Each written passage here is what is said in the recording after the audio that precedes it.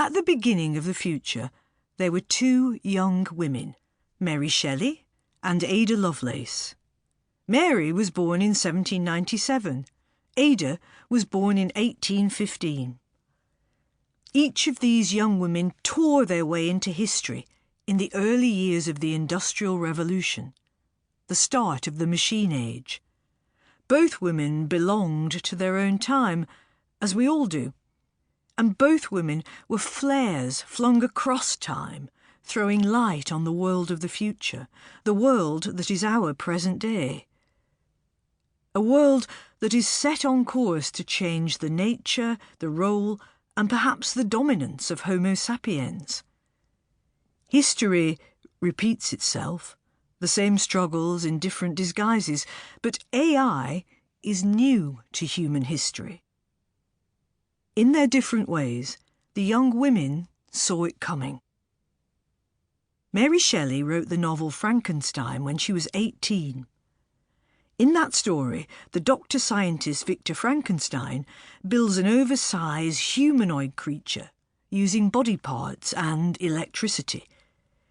Electricity, as a force that could be harnessed for our purposes, was poorly understood and not in use in any practical way. Read Frankenstein now, and it's more than an early example of a novel by a woman, more than a Gothic novel or a novel about motherless children or the importance of education for everyone. It's more than sci-fi, more than the world's most famous monster. It's a message in a bottle. Open it. We are the first generation, since that book was published over 200 years ago, that is also beginning to create new life forms.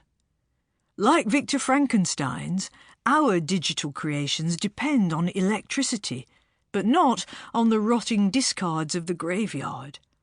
Our new intelligence, embodied or non-embodied, is built out of the zeros and ones of code. And that's where we meet Ada, the world's first computer programmer, for a computer that hadn't been built. Both Mary and Ada intuited that the upheavals of the Industrial Revolution would lead to more than the development and application of machine technology. They recognised a decisive shift in the fundamental framing of what it means to be human. Here's Victor Frankenstein speaking. If I could bestow animation upon lifeless matter. And here's Ada, an explicit function worked out by the engine, without having been worked out by human heads and human hands first. Mary and Ada never met, but they had someone crucial in common. Lord Byron was, at that time, England's most famous living poet. He was dashing, he was rich, he was young. Hounded by scandal and divorce in England, in 1816 he proposed a holiday to Lake Geneva with his great friend, the poet Percy Bysshe Shelley, Shelley's wife, Mary, and Mary's stepsister, Claire Clairmont, by now Byron's mistress. The holiday was a success, until it started to rain torrentially and the young people could not go out. Byron suggested that they alleviate the monotonous indoor days by each writing a story of the supernatural. And Mary Shelley began the dark, rain-soaked prophecy that became Frankenstein.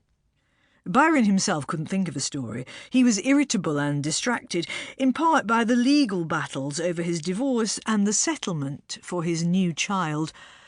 Byron wrote flurries of letters about his daughter's upbringing, but he had left England never to return, and he did not see his daughter again.